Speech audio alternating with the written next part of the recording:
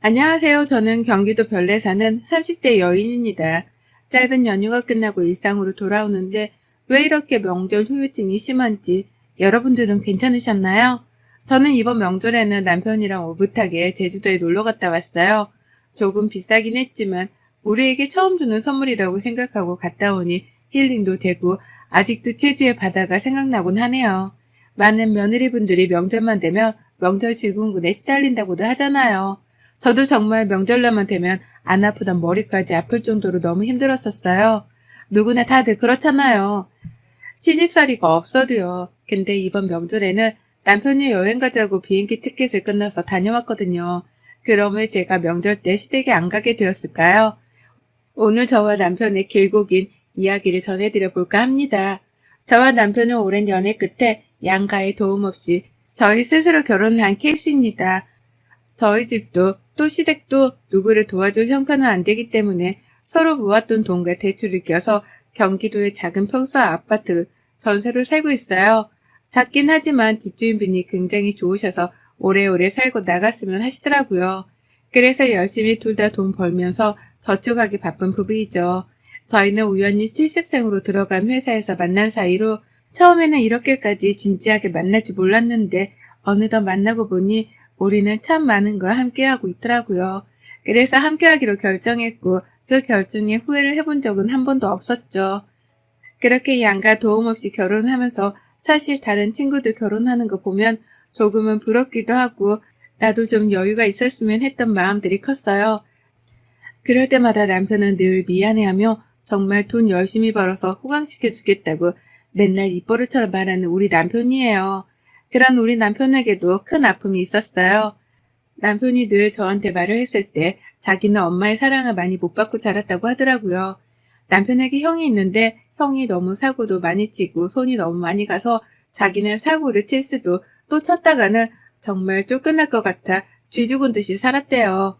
형은 유학도 보내주고 또 운동을 했던 분이라 운동에 집중할 수 있도록 엄청 지원을 많이 해주셨다는데 저희 남편은 그러지 못해 혼자 서울 올라와 일하고 자취하고 돈 벌면서 지금 여기까지 왔다고 했거든요.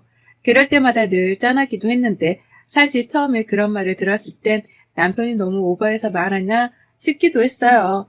물론 첫째가 가장 최고인 분들이 많다고 하지만 그래도 똑같은 자식들인데 정말 저러실까 생각도 했었거든요. 근데 결혼해보니 정말 시어머니의 큰아들 사랑은 너무 심각할 정도였어요. 저희 아주버님은 결혼을 어린 나이에 했다가 성격이 안 맞아 6개월도 못 살고 이혼했다고 해요. 혼인신고도 안 해서 자기는 그냥 파혼한 거라고 매일 하는데 솔직히 6개월 살고 시까지 올렸으면 그건 이혼이잖아요. 근데 어머님은 절대 이혼이 아니라고 하시는 분이세요. 저랑 남편이 결혼한다고 뵈러 간 날, 너 형도 아직 안 갔는데 네가 먼저 결혼하는 게 너무 서운하시대요. 근데 지금 아주버님은 백수에 가진 게 아무것도 없는 분이세요. 근데 어떻게 결혼합니까? 남편은 그냥 그러려니 저희가 알아서 하겠다고 했지만 그 말을 듣는데 좀 마음이 좋지 않더라고요. 그래서 어찌저찌 결혼하고 신행 갔다 와서 인사 간 날 상을 차려주셨는데 보통은 며느리가 오고 아들이 오면 저희가 잘 먹을 수 있는 걸로 차리시잖아요. 남편은 날거를 잘 못 먹는데 또 아주버님은 회 킬러래요. 그랬더니 회를 엄청 많이 사오셔서 많이 먹자고 하시는데 이게 무슨 행동이신지 참. 그 뒤로도 어머님의 큰아들 사랑은 저에게도 퍼졌어요. 회사에 있으면 늘 전화가 오세요. 아가야, 회사니? 네, 어머님, 무슨 일이세요? 아니, 너희 회사에 우리 민우 소개시켜줄 사람 어디 없을까 해서. 아, 어머님, 저희 회사에 거의 다 직원들이 결혼해서 없어요. 아니, 그래도 한번 네가 찾아보면 너무 좋잖니. 너희도 결혼해서 잘 사는데 이제 우리 큰아들도 결혼해서 아이도 낳고 살아야 되지 않겠니? 이러시면서 이 전화를 제가 결혼하고 한 20번은 받은 것 같아요. 그 뒤로도 어머님의 큰아들 사랑은 너무나 심각하셔서 매일같이 전화만 하시면 큰아들 자랑을 매일매일 하시는 거예요. 그래서 제가 한 번은 어머님, 근데 저희 남편은 어렸을 땐 어땠어요? 라고 물어봤어요. 그랬더니 걔? 뭐 조용히 했지. 이러면서 딱 끝인 거예요. 우리 남편 생일에는 전화 한 통 없으시다가 아주버님 생일에는 선물 준비해가지고 시댁에 오라고 하시는 분이세요. 오히려 저희 집에서 남편 첫 생일에 엄마가 미역국이랑 음식 해주고 용돈도 주셔서 저희 남편이 눈물을 그렁그렁 하면서 장모님 감사하다고 한 적이 있을 정도라니까요. 그 정도로 시댁의 큰아들 사랑은 너무 커져만 갔고 저도 그 안에서 너무 지치더라고요. 어느 날은 남편이랑 오랜만에 주말에 쉬어서 여행을 가려고 알아보고 있었어요. 1박 정도 놀러갈 생각하고 계획도 짜고 마땅한 숙소가 없어서 알아보는 와중에 어머님이 뭐하고 있냐고 전화가 오더라고요. 그래서 1박으로 놀러 갔다 오려고 한다 하니까 저보고 왜 돈을 쓰러 가냐면서 같이 시골에 놀러 갔다 오자고 하시는 거예요. 그래서 벌써 예약을 해서 안 될 것 같다 했더니 그럼 우리 민우랑 나랑도 같이 가자. 너희 시아버지는 그날 약속 있다고 하시더라. 이러시더라고요. 그래서 제가 아, 그 방이 딱 2인 기준이라 안 될 것 같다고 했죠. 그랬더니 저한테 너무 야박하다면서 같이 좀 놀러 가지. 그럼 얼마나 재밌겠냐고 하는데 정말 이게 말인지 방구인지 참. 그 외에도 정말 여러 가지 에피소드가 있거든요. 남편도 시어머니를 포기한 채 살고 있기 때문에 사실 제가 나서서 뭐라고 할 수는 없잖아요. 그냥 우리 둘이 잘 살자 이런 마인드로 살아가고 있는데 회사에서 야근하고 있는 날 갑자기 시어머니한테 전화가 다섯 통이 온 거예요. 무슨 일 있으신가 싶어서 전화를 드렸더니 저한테 지금 응급실이라고 빨리 남편이랑 같이 오라고 하더라고요. 남편이 전화가 안 돼 저한테 전화했는데 빨리 둘이 이 병원 응급실로 오라고요. 누가 다치셨나 싶어서 다급하게 달려갔더니 아주버님이 집에서 갑자기 쓰러져 응급실로 오셨더라고요. 숨이 한번 멈췄는데 심폐소생술로 지금 의식이 돌아오고 있다고 할 정도로 위급한 상황이었다고 병원에서 이야기하더라고요. 어머님이랑 아버님은 계속 울고만 계시고 남편이 이것저것 알아보고 하는데 검사 결과 간경화가 심각한 상태여서 간 이식이 필요한 상태라고 하더라고요. 근데 지금까지 모르셨냐면서 초기 증상이 분명히 있었을 텐데 환자분이 모르고 지내셨던 건지 우선 병원에 입원해서 치료하면서 간 이식을 기다려봐야 할 것 같다고요. 너무 건강하셨던 분이고 또 아직 젊으신데 간경화가 왔다니까 어머님은 쓰러지시고 아버님은 주저앉으시고 아비규환이었어요. 그렇게 입원을 하고 간 이식되기를 해놓는데 지금 기다리는 사람들이 너무 많아서 오래 걸릴 수도 있다고 병원에서 했나봐요. 근데 저도 이때 알게 된 사실인데 가족끼리 간이 맞으면 간 이식을 해줄 수 있다고 하더라고요. 그래서 가족부터 가장 먼저 검사를 한다고 해서 어머님, 아버님, 남편 모두 다 같이 했어요. 저만 빼고요. 근데 남편이 엄마, 아빠 하는 것보다 그래도 젊은 내가 하는 게 낫지 않겠냐? 검사 결과 나와서 다 적합하다고 하면 저만 허락해 준다면 자기가 해주고 싶다면서 울면서 이야기하더군요. 처음에는 수술이란 걸 저는 세상에 태어나서 해본 적도 없고 하니까 너무 무서운데 그걸 남편이 한다니까 걱정이 너무 되는 거예요. 근데 자기 형이니까 엄마 아빠가 하는 것보다 자기가 하는 게 더 낫다고 생각하는 사람이라 저도 마지못해 허락을 해줬죠. 그리고 나서 남편과 아주버님이 간이 적합하다는 판정을 받고 이식 날짜를 정하고 그날이 다가오고 있었어요. 어머님이 근데 정신을 좀 차리신 건지 그때부터 남편한테 매일 전화해 집에 남편이 좋아하는 반찬이며 뭐며 엄청 잘해주시더라고요. 아무래도 형한테 간이식을 해준다고 하는 게 솔직히 쉬운 일은 아니잖아요. 근데 동생이 한다고 하니까 어머님도 너무 미안하신 것 같더라고요. 연신 네가 너무 장하다. 어떻게 그런 생각을 했냐면서 엄마가 미안하다면서 계속 그러니 남편도 지금까지 엄마한테 서운했던 것들이 싹 내려가는 기분이라고 하더라고요. 한 2주 동안 남편은 참 너무나 행복해 했어요. 지금까지 못 받았던 엄마의 사랑을 이렇게라도 받을 수 있으니 자기가 너무 좋았다고요. 예전에 어릴 때 학교 앞에 엄마가 데리러 오는 아이들이 자기는 너무 부러웠대요. 형 뒤치덕거리 하느라 자기는 늘 뒷전이어서 학교 끝나고 나면 혼자 쓸쓸히 집에 오고 자기가 자취한다고 해도 전화 한 통 안 하던 엄마였는데 매일 이렇게 전화하고 찾아오니 정말 많이 행복하다고요. 2주가 지나고 드디어 간 이식날이 찾아왔어요. 수술이 좀 커질 것 같아 저희는 다 대기를 했고 끝나고 회복실로 올라오는 남편을 보니 마음이 너무 아팠네요. 수술은 다행히도 잘 되었고 남편도 회복하면 다시 정상 생활로 돌아갈 수 있지만 몇 달간은 무리하지 않고 지내야 한다고 하시더라고요. 그렇게 해피엔딩이 되어가는 줄 알았지만 아니었어요. 어머님은 수술이 끝나자마자 남편에게는 와보지도 않았고 아주버님 병실에만 계속 있으면서 간병을 하시더군요. 전 당연히 제가 있으니 그러신다고 생각했는데 퇴원하고 나서도 전화를 매일 하시던 어머님은 전화 남편에게 전화 한 통 안 하시더라고요.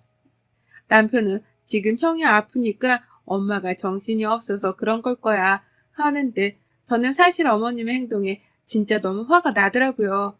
그때는 자기 큰아들 이식해준다니까 혹시라도 마음 바뀔까봐 그러고 이제 수술하고 나니 챙겨줄 필요 없다 이 마음 같았거든요.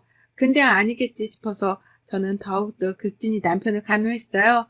그리고 주말이 돼서 시댁으로 넘어가서 식사를 하는데 아주버님은 남편만큼 회복이 빠르지는 않더라고요. 근데 그거야 뭐 어쩔 수 없는 거니까 밥을 먹는데 어머님이 수술이 잘못된 것 같다. 너는 멀쩡한데 어떻게 우리 민우만 이러느냐? 네가 혹시 간이 망가져 있는데 그 간을 준 건 아닌지 한번 병원에 다시 가서 물어보자.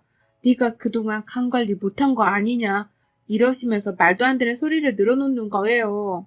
남편은 그런 게 어딨냐면서 당연히 형은 원래 아팠던 사람이니까 회복이 더딘 거라고 그렇게 말해도 계속 어머님은 병원에서 수술을 잘못한 것 같다면서 헛소리를 시전하더라고요. 더 이상 듣고 있기가 어려울 것 같아 나오는데 갑자기 저한테 혹시라도 우리 민우가 다시 재수술하게 되면 이번에는 네가 해주면 어떻겠니? 한 분 한 사람은 못한다는데 너는 건강하지 않겠냐면서 그러시는 거예요. 그 말을 들은 남편이 갑자기 먹고 있던 물을 바닥으로 쾅 하고 던지면서 그만 좀 하라고 소리를 질렀어요. 이만큼 형한테 했으면 되지 않냐고. 이제는 자기 와이프까지 간을 달라는 게 말이 되냐고요. 집사람 집에서 알면 장인 장모님이 허락하시겠냐면서 자기라도 허락 안 한다고요. 누가 아주버님한테 간을 떼주냐면서 제발 말 같은 소리를 하시라고요. 아직도 정신을 못 차려 그러냐면서 울며 불며 소리치더군요. 듣고 있는 아버님은 할 말이 없으신지 방으로 들어가고 어머님은 어디서 말대꾸 하냐고 그러더라고요. 아니 한 번 이야기할 수도 있고 가족인데 뭐가 어떠냐면서 너는 왜 예민하게 구냐면서 뭐라고 하시니? 더 이상 반박하고 싶지도 않아 그대로 둘이 집을 나왔어요. 시댁에서 집으로 오는 길이 어찌나 길어 보이던지 남편은 집에 와서 방으로 들어가더니 흐느끼는 소리가 나더라고요. 저는 아무 말 없이 남편을 안아주었어요. 엄마가 변했다고 엄마 사랑 받아서 너무 행복하다던 남편이었는데 아직까지 어머님 눈에는 큰아들밖에 없으니 이 상황을 도대체 어떻게 받아들여야 하는지 참 어렵더라고요. 그 뒤로 시댁에 한 달 정도는 가지 않았던 것 같아요. 전화도 안 오고요. 또 저도 안 하고요. 그냥 이대로도 전 나쁘지 않겠다 싶어서 지내는데 아니나 다를까 시어머니가 전화를 해오더라고요. 미안하다. 너는 어떻게 그렇게 가서 전화 한 통을 안 하니? 네, 그냥 할 수 있는 타이밍을 놓쳐서요. 무슨 일이세요? 라고 물으니 저보고 갑자기 남편 모르게 돈을 좀 빌려달라고 하시더군요. 그래서 왜 갑자기 그러시는지 말씀해 주셔야 하지 않겠냐 하니까 처음에는 어머님이 쓸 곳이 있어 그런다. 금방 대체해서 주겠다고 하시더라고요. 솔직히 진짜 빌려드리고 싶지 않았지만 엄청 큰 돈은 아니었기에 언제 준다는 말만 믿고 빌려드렸어요. 남편한테는 이야기를 안 했죠. 그리고 나선 집안이 발칵 뒤집힌 사건이 있었는데요. 시어머니가 저한테 빌려간 돈으로 집안에 무당을 불러 굿을 하셨다는 거예요.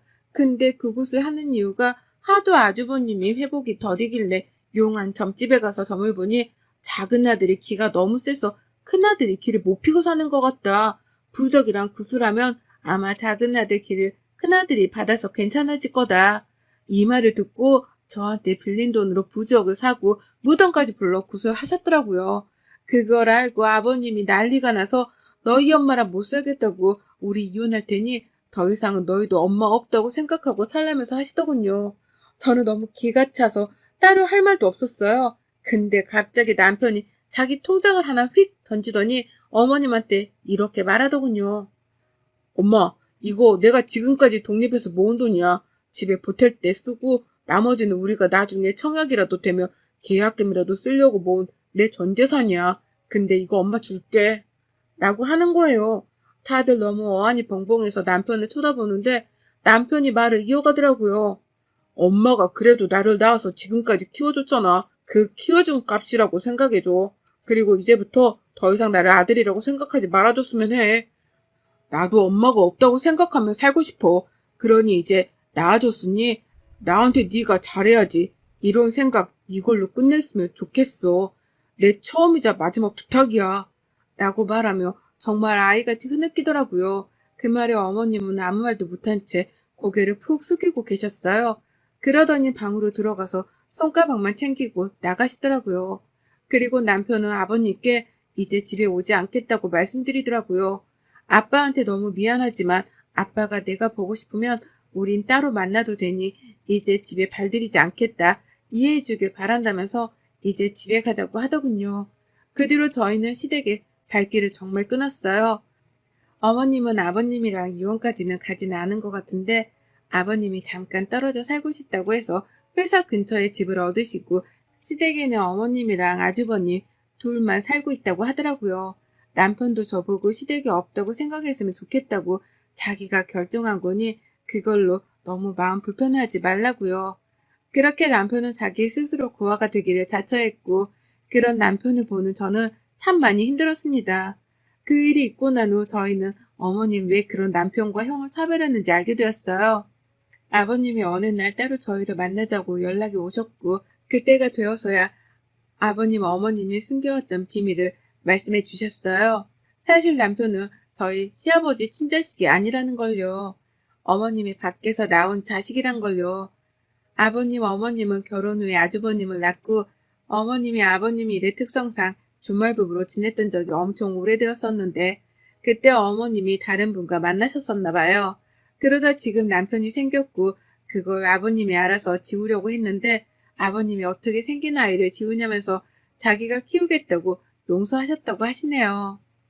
그때는 자기가 일에 너무 바빠 가정에 소홀해 너희 엄마가 우울증까지 왔었는데 자기가 돌보지 못해 그랬다고 생각한다고요. 그래서 아이가 생겼을 때 당연히 이혼해야겠다 생각했지만 아이들한테 엄마 없이 살게 하고 싶지 않아 낳아서 지금까지 자기 자식이라고 생각하고 남편을 키우셨다고요. 남편은 지금까지 아빠가 자기 친아빠가 아니라는 생각을 단 한 번도 못한 정도라면 정말 사랑으로 대해주신 거죠. 아버님은 그 이야기를 꺼내면서 엄마를 너무 미워하지 말아달라고 하시더라고요. 지금 용서가 안 되겠지만 시간이 지나면 그 마음도 조금씩 사라졌으면 좋겠다고요. 그때도 지금도 앞으로도 너는 늘 쭉 내 아들이라고 그건 변함없는 사실이라고 말하면서 아버님의 눈물을 그때야 처음 본 것 같아요. 남편은 그 이야기를 듣고 나서는 마음을 추스리려 많이 노력하는 것 같아 보였어요.